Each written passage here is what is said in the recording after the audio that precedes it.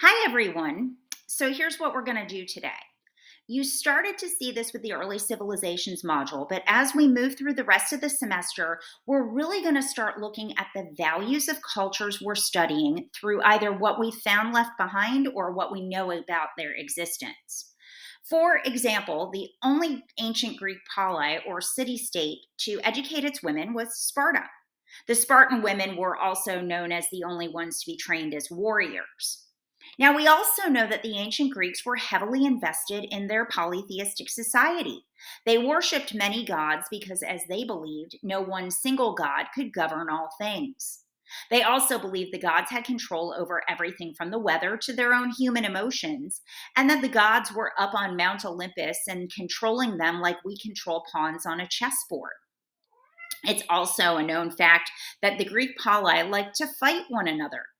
But in 490 BC, they banded together and defeated the Persians in what would become one of the most epic battles for territory in the entire world.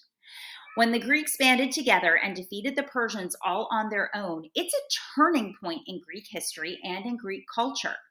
And the story goes that someone, and it's not important who, was supposed to be in charge of making the offering to the gods so that the Greeks could win the upcoming battle, and for whatever reason it didn't happen. Then the Greeks, they were master shipbuilders and sailors, of course, because, islands, got the idea to lure the Persians, who were pretty landlocked and barely had boats, out into the water and near some rocks that the Greeks were very skilled at sailing around and avoiding. Well, the Persians had no idea what they were getting into, and most could not swim. The boats hit the rocks, the Persians drowned, and the Greeks were victorious. Now, this is not the end of the Greco Persian War, but that's a story for another time. So, the battle in 490 BC was more than just a wartime victory. It was a wake up call to the Greeks that maybe they could do some of this life thing all on their own. Slowly, the gods start to become more of a source of entertainment than of religious significance. And in 441 BC, almost 50 years after that historic battle, Sophocles writes Antigone. Now, if you read the announcement a few weeks ago, you know that the play picks up several years after Oedipus Rex ends, and it's the continued story of Creon, who was Oedipus's brother-in-law, who declares himself king at the end of the first story. All four of Oedipus's children in the play have grown up, and Eteocles and Polynices are dead, and Antigone and Ismene remain. Now, in the discussion online, I asked you to defend either Antigone or Creon at a fictitious trial.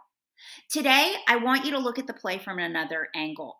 The values that comprise what you think is right versus what you think is wrong. We're going to come back to this idea again when we do an exercise with the Enlightenment era, but for now, break into your assigned groups and discuss the questions in the Canvas assignment. Then, I want you as a group to make a maximum 3-minute video in which each of your group members speak, where you discuss your ideas of right and wrong as they pertain to the play.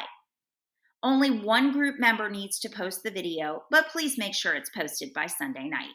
If you have any questions, you can email me. I will be answering emails even though I am unable to be there with you today. Good luck.